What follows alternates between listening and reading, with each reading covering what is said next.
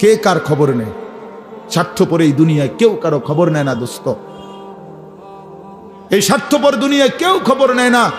তুমি যেদিন মরে যাবা, আমি যেদিন মরে যাব, সেদিনও পৃথিবীতে সূর্য উঠবে, চাঁদ উঠবে, এই গাড়ি চলবে, সিএনজি চলবে, অটো চলবে, দোকানপাট খুলবে, ব্যস্ত মানুষ সব বাজার ব্যবসা ঠিকই চলবে, সব দৌড়াচ্ছে, শুধু আমি নিস্তব্ধ, শুধু আমি থেমে গেলাম। আমার হাত আর নড়ে না, পা আর নড়ে না, আমার আর চোখ খোলে না, আমার আর জিন্দিগির কোনো স্পন্দন নাই। এরই নাম দুনিয়া, এরই নাম দুনিয়া। বিকালবেলা যারা জানাজা পড়ছে, এই স্ত্রী ছেলে কাঁদছে সারাদিন বাপের জন্য, স্বামীর জন্য, এই মানুষগুলোই রাত্র 9টায় আবার পাশের বাড়ির থেকে রান্না করে আনছে, এরাই পেট ভরে ভাত খাইতেছে। এরই নাম দুনিয়া, এর নাম দুনিয়া, এর নাম দুনিয়া। এই মানুষগুলো তো একদিন উপাস থাকলো না, আপন সন্তান, আপন স্ত্রী। তাহলে ধোকার এই দুনিয়া কার জন্য সাজাইলাম? কার জন্য বলে? বলে কার জন্য? ইয়ালামুনা যাহিরাম মিনাল হায়াতিদ দুনিয়া ওয়া হুম আনিল আখিরাতি হুম গাফিলুন। আল্লাহ বলে, বান্দা দুনিয়ার জীবন তো খুব বুঝলা, কিন্তু আখিরাতের ব্যাপারে গাফিল হয়ে রইলা। আমার ছেলেরা, তোমরা বলো ভাই, তোমরা যারা খোদার 365 দিনে একটা বছরে কোনোদিন ফজরের নামাজ কোনোদিন পড়ো নাই, তোমার এই পরিণতি, তোমার এই গন্তব্য শেষ কোথায়? তুমি বলো ইনসাফের সাথে। তোমার বিবেককে, প্রিয় বন্ধু, 1 মিনিটের জন্য আমি তোমার বিবেককে বললাম, তুমি বলো, সারাদিন যে উলঙ্গ ছবি দেখলা, সারা রাত যে নর্তকীর ছবি দেখলা, এরপরে তোমার গন্তব্য কোথায়? থামবা কোথায়? তুমি কোথায় গিয়ে থামবা? তোমার পরিণতি কি? তোমার টার্গেট কি? এই নাচ, এই গান, এই ছবি, এই জেনা, এই ব্যভিচার, এই মদ, এই জুয়া, এই ফেন্সিডিল, এই ইয়াবা, আরে নাফরমান, তোরে শেষ পর্যন্ত কোথায় গিয়ে থামাবে? তোরে একটা জানোয়ার ছাড়া, একটা কুকুর বিড়াল ছাড়া, একটা হাইওয়ান ছাড়া আর কিচ্ছু বানাবে না। তোরে একটা নর পশু বানায় দিবে। চরিত্রহীন মানুষ থাকে না, লম্পট কোনোদিন মানুষ হয় না। মদখোর, নেশাখোর, জুয়ারি, ফেন্সিখোর, বাবাখোর, ডাইলখোর, ইয়াবাখোর, ফুট্টাখোর, হারামখোর, ওই মানুষ থাকে না, ওই জানোয়ার হয়ে যায়। জানোয়ার, জানোয়ার হয়ে যায় বেটা, জানোয়ার হয়ে যায়। যে কপাল সেজদা দেয় না, সে কপাল, যে মানুষ মানুষ হয়ে সেজদা দেয় না, আল্লাহর কসম, আল্লাহ তাআলা কোরআনে বলছে, ইবলিস তুই সেজদা দিলি না, আজকের থেকে তুই শয়তান। এজন্য যে কপাল সেজদা দেয় না, সে মানুষ নয়, শয়তান। শয়তান বেটা, তুই বেটা শয়তান, শয়তান। এটা একটা ছোট্ট কথা আগে বুঝেন, সবাই বুঝতে ভালো। কোরআনুল কারীমের মধ্যে আছে, হযরত মূসা আলাইহিস সালামকে আল্লাহ তাআলা প্রথম যখন তুর পাহাড়ে, আমরা সবাই জানি যে আল্লাহ তাআলা মূসা আলাইহিস সালামের সাথে তুর পাহাড়ে কথা বলছেন বহুবার, মানে ওয়াহি নাজিল করছেন। আল্লাহর কথা মানেই ওয়াহি। তো প্রথমবার যখন মূসা আলাইহিস সালাম তুর পাহাড়ের ওই টিলাতে উঠলেন, তো সেখানে আল্লাহ তাআলা স্পষ্ট কোরআন শরীফে আছে, আল্লাহ তাআলা প্রথমেই বলে দিছেন, ইন্নী আনা রব্বুক ফাখলা'না আলাইক। মূসা, আমি তোমার রব, আমি তোমার মহান মালিক আল্লাহ। তুমি ফাখলা'না আলাইকা, তোমার 2টা জুতা খুলে ফেলো, 2টা জুতা খুলে ফেলো। আনা আখতারতুকা, আমি তোমাকে নির্বাচিত করেছি। ফাসতামি' লিমা ইউহা, অতএব আমি যা ওয়াহি নাজিল করতেছি, বলতেছি, তা মনোযোগ দিয়ে শোনো। তাহলে এখন কি বোঝা গেল? তাফসীরের মধ্যে আছে, জুতা খুলতে বললেন কেন? প্রশ্ন হলো, জুতা খুলতে বললেন কেন? কথা বললে বলবে। তো আল্লাহ তাআলা এটা বুঝাইছেন, মূসা, আমি রব্বুল আলামিনের কথা শুনবার আদব জুতা খুলে বসা, এই জন্য আদব শিখাইছেন, আদব শিখাইছেন। কোরআন সুন্নাহর ইলমের মধ্যে, কোরআন সুন্নাহর জ্ঞানের মধ্যে একটা জিনিস ভীষণ জরুরি, সেটা হলো আদব। 2টা জিনিস একসাথে গঠন করতে হয়। এজন্য আমাদের মাদ্রাসাগুলোতে দুই জিনিস একসাথে পড়ায়, একটা হলো ইলম আর একটা হলো আদব। এজন্য মাদ্রাসাওয়ালারা তাদের বাচ্চাদেরকে যেমন পড়ায়, তো বাচ্চার ওযু, গোসল, চলা ফেরা, উঠা বসা, কথাবার্তা, চাল চলনের দিকেও নজর রাখে, যে ছেলেটা দাঁড়াইয়া পেশাব করে কিনা, ছেলেটা টয়লেট পেপার ব্যবহার করে কিনা, দস্তরখান বিছায়া খানা খায় কিনা, বাবা মাকে সালাম দেয় কিনা, ইত্যাদি ইত্যাদি। মানে শুধু শব্দ মুখস্থ করছে, পড়া দিছে, পড়া নিছে, এটা না, তার সাথে সাথে তার জীবন গঠন হচ্ছে কিনা, আদব শিখতেছে কিনা, আখলাক শিখতেছে কিনা, এইটা হলো একই সাথে লক্ষ্য থাকে। এই জন্য হাদিসের মধ্যে আছে, আমাদের প্রিয় নবী সাল্লাল্লাহু আলাইহি ওয়াসাল্লাম বলছেন, আল্লামানি রব্বি ফা আহসানা তালিমি ওয়া আদ্দাবানি রব্বি ফা আহসানা তাদিবি। এই একটি হাদিসে নবীজি দুইটা কথা বলছে, যে আমার আল্লাহ আমাকে সর্বোত্তম ইলম জ্ঞান শিখিয়েছেন এবং আমার আল্লাহই আমাকে সর্বোত্তম আদব শিখিয়েছেন। তাহলে একই সাথে বলছে নবীজি, আল্লামানি রব্বি আদ্দাবানি রব্বি, আল্লাহই আমাকে ইলম শিখিয়েছেন, আল্লাহই আমাকে আদব শিখিয়েছেন। কেন নবীজি বাম পাও দিয়া টয়লেটে ঢুকছেন? কেন ডান পাও দিয়া মসজিদে ঢুকছেন? মনে করেন এই যে প্রতিটা নড়াচড়া, হাত্তাল হারাকাত ওয়াস সাকানাত, নবীজির প্রতিটি স্থিরতা, প্রতিটা নড়াচড়া, সবটাই আল্লাহ তাআলার ফয়সালা, আল্লাহ তাআলার পক্ষ থেকে নির্ধারণ করা। তিনি সাহাবীদের সাথে পরামর্শ করছে অথবা নিজে নিজে ভাবছে যে কেমনে শুইলে ভালো হয়, কেমনে হাঁটলে ভালো হয়, না না, আল্লাহ তাআলার পক্ষ থেকে নির্ধারণ করে দেওয়া। এই জন্য বাপ, এটা জরুরি বিষয়। এটা আল্লাহর কোরআনের মজলিস, বরকতময় মজলিস। এখানে জুতা খুলে আল্লাহর কথা শুনলে বরকত হবে, এটা আদব। সবাই যারা মুসা আলাইহিস সালামের ওই ঘটনাটা জানে, কোরআন শরীফে স্পষ্ট আছে যে তখন প্রচন্ড ঠান্ডা ছিল, ভীষণ ঠান্ডা, কুয়াশা, নিচে বরফ। মুসা আলাইহিস সালামের স্ত্রী, ওই যে শোয়াইব আলাইহিস সালামের মেয়ে, যাকে তিনি 10 বছর পরে বিয়ে করে আনতেছিলেন, উনি প্রচন্ড শীতে কাঁপতেছিল। এই সময় মুসা আলাইহিস সালাম একটু আগুনের তালাশে তুর পাহাড়ের ওই টিলার মধ্যে উঠছিলেন। স্ত্রীকে বলছে, ইন্নী আনাস্তু নারা, আমি একটু আগুন তালাশ করে আনি, যদি আগুনটা আনতে পারি তাহলে আগুনের মধ্যে যদি তোমার শরীরে একটু সেঁক দাও, তাহলে গরমটা আর শীতটা একটু কম লাগবে। মানে সে শীতকালে আগুন দিয়ে আগের দিনে খুব ছিল, তাহলে বোঝা গেল এত ঠান্ডা, এত প্রচন্ড শীতে যে কাঁপতেছে। কিন্তু এরপরেও আল্লাহ তাআলা বললেন, আগে জুতা খোলো। অথচ এই ঠান্ডার মধ্যে জুতা না খুললে ভালো ছিল, কিন্তু এরপরও আল্লাহর কথা শুনবার আদব, জুতা খুলে শুন। হাদিসের মধ্যে কথা স্পষ্ট আছে, আল্লাহর নবী সাল্লাল্লাহু আলাইহি ওয়াসাল্লাম কখনোই খাবার জুতা পরিহিত অবস্থায় খাইতেন না। জুতা পায়ে কখনোই তিনি খাবার খাইতেন না, বরং জুতা খুলে পিঠ সোজা রাইখা, মাথা নিচের দিকে নোয়াইয়া, দুই হাঁটু উপরের দিকে তুলে বিনয়ের সাথে আল্লাহর নবী সাল্লাল্লাহু আলাইহি ওয়াসাল্লাম খাবার গ্রহণ করতেন। নবীজি নিজে বলতেন, আকুলু কামা ইয়াকুলুল আবদ, একজন গোলাম তার মনিবের সামনে যেরকম বিনয়ের সাথে খানা খায়, আমি আমার মহান আল্লাহ পাকের সামনে এভাবে খানা খাই। ভাইয়া, আদব, আদব অনেক বড় জিনিস। আল আদাবু খাইরুন কুল্লু, আদব পুরাটাই কল্যাণ। রাসূলুল্লাহ সাল্লাল্লাহু আলাইহি ওয়াসাল্লাম বলছেন, মা নাহালা ওয়ালিদুন ওয়ালাদাহু মিন নুহলিন মিন আদাবিন হাসান। তোমরা তো বাংলাটা বুঝলা না,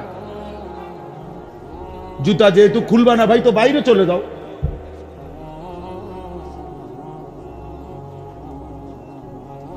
আশ্চর্য মানুষ। না না, অনেকের আছে গাদ্দারি স্বভাব, যে আমি যেমনি আছি এমনি শুন। এটা সিধা করতে হবে। জিন্দেগি যদি সোজাই না হয় তো বললাম কারে, বললাম কাকে? শুধুই কেবল ভাইয়া শুনলাম একজনের পরিচিতি আছে, একজনের জনপ্রিয়তা আছে, একজনের সুর আছে, একজনের টান আছে, একজনের জোরে গলার আওয়াজ আছে। তো এই কারণে জড়লাম। কি ফায়দা এতে ভাই? কথা বুঝেন নাই? আমারে মনে করেন 1 কোটি মানুষ চিনে, তো আপনার লাভ কি? আমারে 10 কোটি মানুষ চিনে, সারা পৃথিবী চিনে, তো আমারে চিনলে তোমার লাভ কি নিয়ে? তুমি কি বদলাইলা এটা না দেখার বিষয়। আমি আমার জন্য কি গ্রহণ করলাম, এখানে কার জনপ্রিয়তা আছে না নাই এটা দিয়ে কে ঘাস কাটে? জনপ্রিয়তা দিয়ে হয় কি? কিচ্ছু না, কিছুই না। পৃথিবীর জনপ্রিয় অজনপ্রিয় সব মানুষই ভাত খায়, তো আর জনপ্রিয়তার আলাদা ভ্যালু কি? ঘুম যায়, পেশাব পায়খানা করে, তো আর এনে কি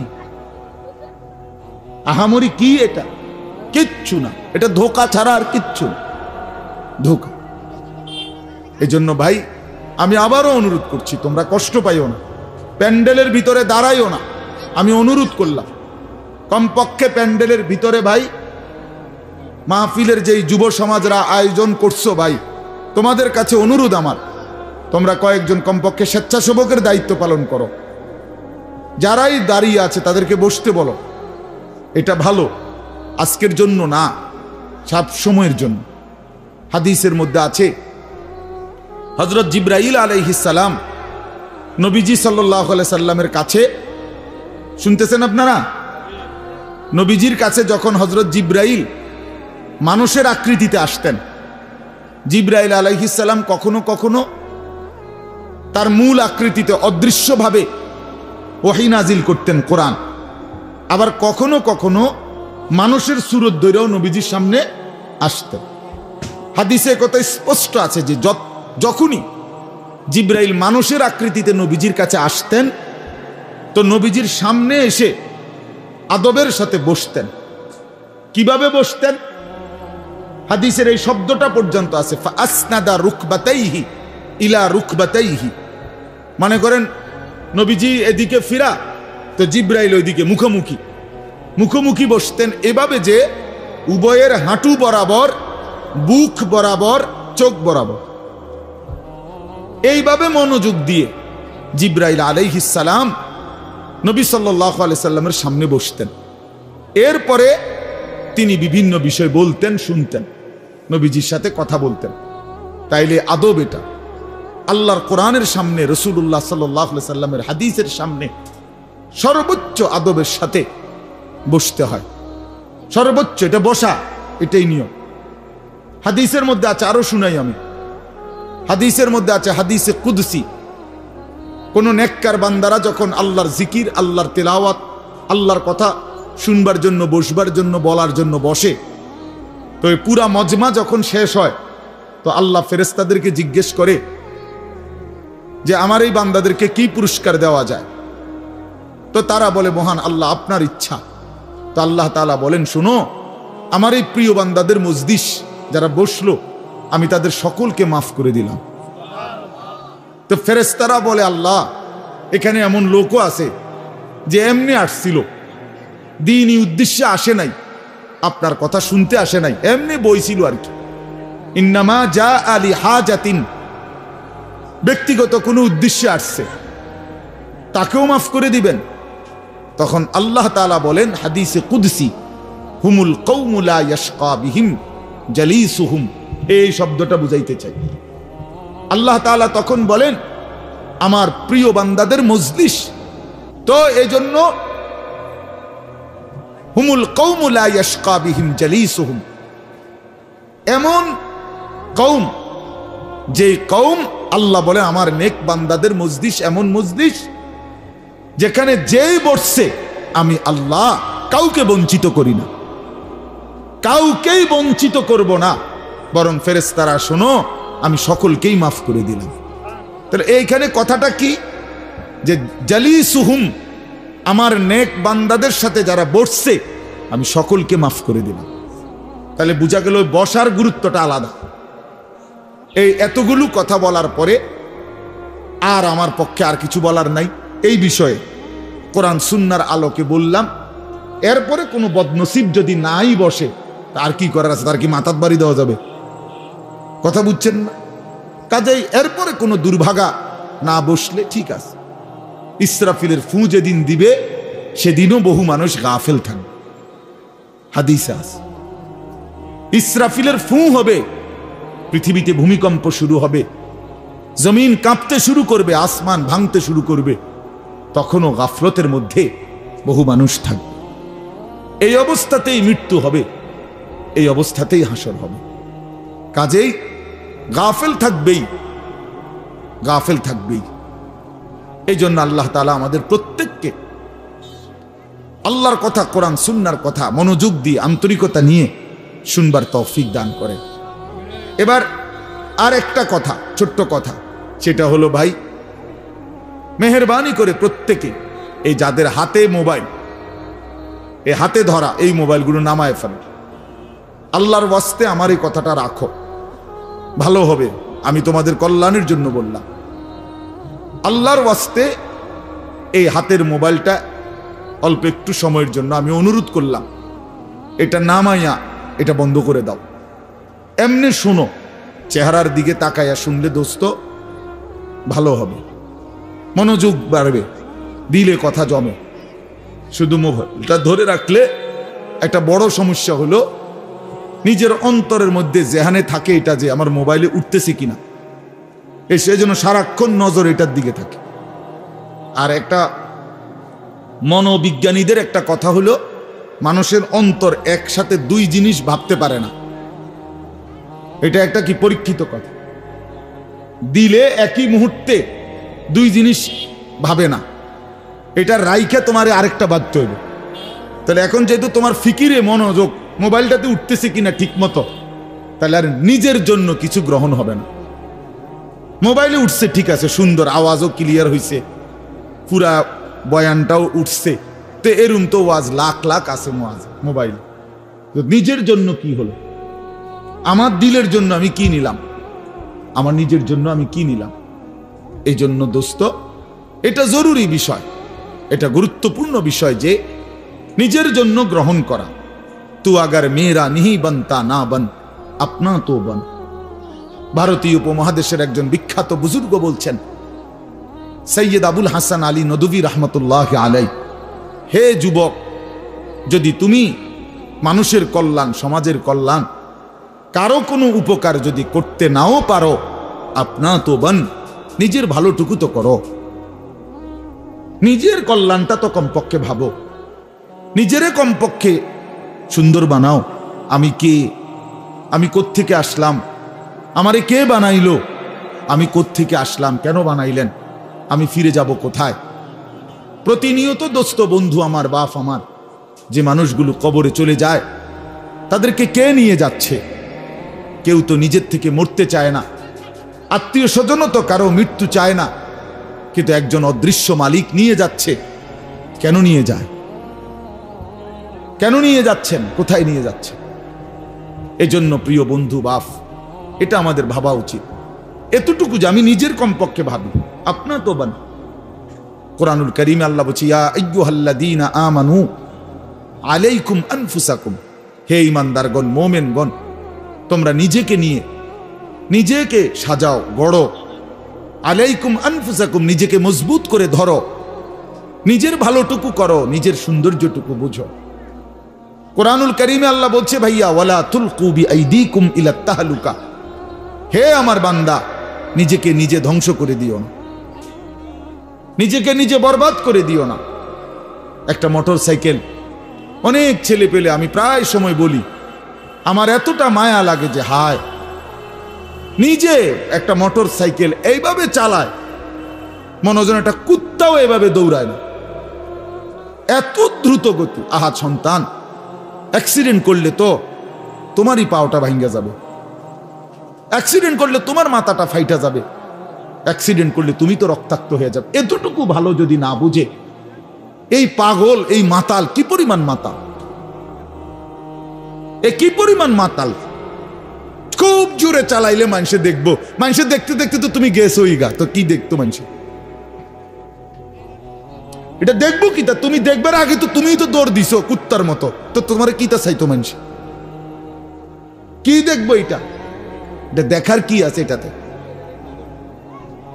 আস্তাগফিরুল্লাহ, আস্তাগফিরুল্লাহ।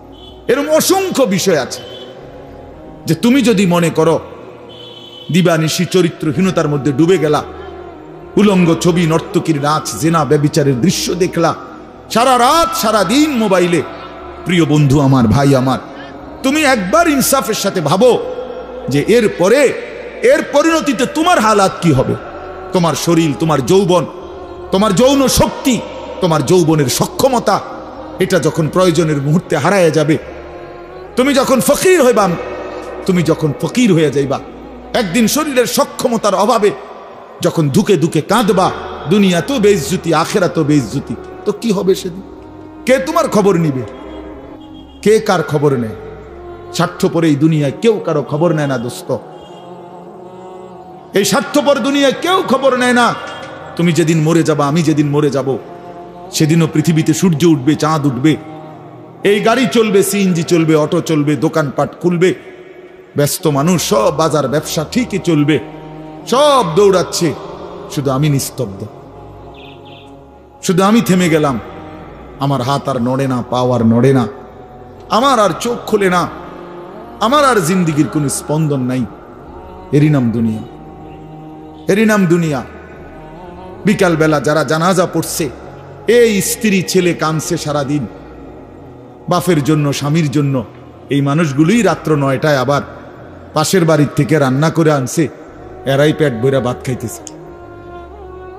এরই নাম দুনিয়া, এর নাম দুনিয়া, এর নাম দুনিয়া। এই মানুষগুলো তো একদিন উপাস থাকলো না, আপন সন্তান, আপন স্ত্রী।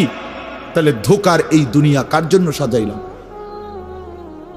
কার জন্য বলেন, বলেন কার জন্য? ইয়ালামুনা যাহিরাম মিনাল হায়াতিদ দুনিয়া ওয়া হুম আনিল আখিরাতি হুম গাফিলুন। আল্লাহ বলে, বান্দা দুনিয়ার জীবন তো খুব বুঝলা, কিন্তু আখিরাতের ব্যাপারে গাফিল হয়ে রইলা। আমার ছেলেরা, তোমরা বলো ভাই, তোমরা যারা খোদার 365 দিনে একটা বছরে কোনোদিন ফজরের নামাজ কোনোদিন পড়ো নাই, তোমার এই পরিণতি, তোমার এই গন্তব্য শেষ কোথায় তুমি বলো? ইনসাফের সাথে তোমার বিবেককে, প্রিয় বন্ধু, 1 মিনিটের জন্য আমি তোমার বিবেককে বললাম, তুমি বলো, সারাদিন যে উলঙ্গ ছবি দেখলা, সারা রাত যে নর্তকীর ছবি দেখলা, এরপরে তোমার গন্তব্য কোথায়? থামবা কোথায়? তুমি কোথায় গিয়ে থামবা? তোমার পরিণতি কি? তোমার টার্গেট কি? এই নাচ, এই গান, এই ছবি, এই জেনা, এই ব্যভিচার, এই মদ, এই জুয়া, এই ফেন্সিডিল, এই ইয়াবা, আরে নাফরমান, তোরে শেষ পর্যন্ত কোথায় গিয়ে থামাবে? তোরে একটা জানোয়ার ছাড়া, একটা কুকুর বিড়াল ছাড়া, একটা হাইওয়ান ছাড়া আর কিচ্ছু বানাবে না। তোরে একটা নর পশু বানায় দিবে। চরিত্রহীন মানুষ থাকে না, লম্পট কোনোদিন মানুষ হয় না। মদখোর, নেশাখোর, জুয়ারি, ফেন্সিখোর, বাবাখোর, ডাইলখোর, ইয়াবাখোর, ফুট্টাখোর, হারামখোর, ওই মানুষ থাকে না, ওই জানোয়ার হয়ে যায়। জানোয়ার, জানোয়ার হয়ে যায় বেটা, জানোয়ার হয়ে যায়। যে কপাল সেজদা দেয় না, সে কপাল, যে মানুষ মানুষ হয়ে সেজদা দেয় না, আল্লাহর কসম, আল্লাহ তাআলা কোরআনে বলছে, ইবলিস তুই সেজদা দিলি না, আজকের থেকে তুই শয়তান। এজন্য যে কপাল সেজদা দেয় না, সে মানুষ নয়, শয়তান। শয়তান বেটা, তুই বেটা শয়তান, শয়তান। এটা এর আগে কোনদিন ইবলিসকে শয়তান বলতো? কোন দিন থেকে বলছে? যেদিন থেকে সে সেজদা দেয় না। কথা বলেন না কেন? ইবলিসের আগে কি শয়তান আছিল? সেজদা যেদিন দিল না, সেদিন থেকে মালিক বলল, আজকের থেকে তুই শয়তান। ইবলিস যেদিন সেজদা দিল না, সেদিন আল্লাহ বলল, ফখরুজ ফাইন্নাকা রাজিম, বের হ, আজকের থেকে তুই রাজিম, অভিশপ্ত, মালউন, অভিশপ্ত, রাজিম। আল্লাহ বলছে, ওয়া ইন্না আলাইকাল লানাতা ইলা ইয়াউমিদ্দিন। ইবলিস তুমি সেজদা দিলা না, মনে রেখো আজকের থেকে কিয়ামত দিবস পর্যন্ত তোর উপরে আমি আল্লাহর লানত। এজন্য বেনামাজি তোর উপরে আল্লাহর লানত, তোর উপরে আল্লাহর লানত, তোর উপরে খোদার গজব। আর আল্লাহর লানত যার উপরে, সে সুখ পায় না। ওই মালিকের সাথে গাদ্দারি করে সুখ মিলে না। খবর নিয়ে দেখো, তুমি না জানলে আমি জানি। জিন্দিগির আজ 21 বছরের এই ওয়াজের জীবনে কত শত মানুষ জীবনের কত দুঃখ বেদনা আমরা তো শুনি না। আমরা কাছে দোয়া চায় না। কোনো হারামখোর, কোনো সুদখোর, কোনো ঘুষখোর, কোনো বেপর্দা নারী, কোনো বেহায়া নারী, কোনো মদখোর জুয়ারি, কোনো নারীর সাথে অবৈধ সম্পর্ক স্থাপনকারী পুরুষ কিংবা নারী, আল্লাহর কসম সুখে নাই। সুখ মিলে না, সুখ মিলে না। নোনা জলে তৃপ্তি হয় না। যে পানি লবণাক্ত ওই পানি তৃষ্ণা মিটায় না। অতএব গুনাহ তৃষ্ণা মিটায় না। গুনাহ কাউকে তৃপ্তি দিতে পারে না। আল্লাহর নাফরমানি কাউকে সুখ দিতে পারে না বন্ধু। আল্লাহ কোরআনে বলছে ওয়াদারু যাহিরাল ইসমি ওয়া বাতিনা, আমার বান্দা প্রকাশ্য গুনাহ ছেড়ে দাও, গোপন গুনাহ ছেড়ে দাও। আল্লাহ বলছে ওয়ালা তাকরাবুল ফাওয়াহিশা মা যাহারা মিনহা ওয়া মা বাতান। আল্লাহ বলছে বান্দা প্রকাশ্যে কিংবা গোপনে কোনো অশ্লীলতা, বেহায়াপনা, অসভ্যতার কাছেও যেও না। আল্লাহ বলছে ওয়ালা তাকরাবুজ জিনা, জিনা ব্যভিচারের কাছে, নারীর সাথে অবৈধ কোন রকম সম্পর্কে যেও না বান্দা। ইন্নাহু কানা ফাহিশা, এটা বড় বেশি অশ্লীলতা। ওয়াসাআ সাবিলা, এটা বড় মন্দ পথ। হায় যুবক, ভুল করে না। ওই নারীর ফাঁদে একদিন তোমার সে জাহান্নামে পৌঁছায় দিবে, একদিন তোমারে কবরে পৌঁছায় দিবে। সে তোমারে সুখ দিবে না। চরিত্রহীন নারী সুখী হয় না। যার নিজের সুখ নাই তে তোমার কি সুখ দিবে? সুখ দিবে কিভাবে? সিনেমার নর্তকী সুখ দিবে কিভাবে? সে নিজে তো সুখে নাই, সে তো সুখে নাই। এই জন্য এটা জরুরি। বাবাদেরকেও বলি, হায়াতের 60 বছরেও যারা গুনাহ ছাড়তে পারেন নাই, মনে রাখেন বাপ, এই কবর দেখা যায়।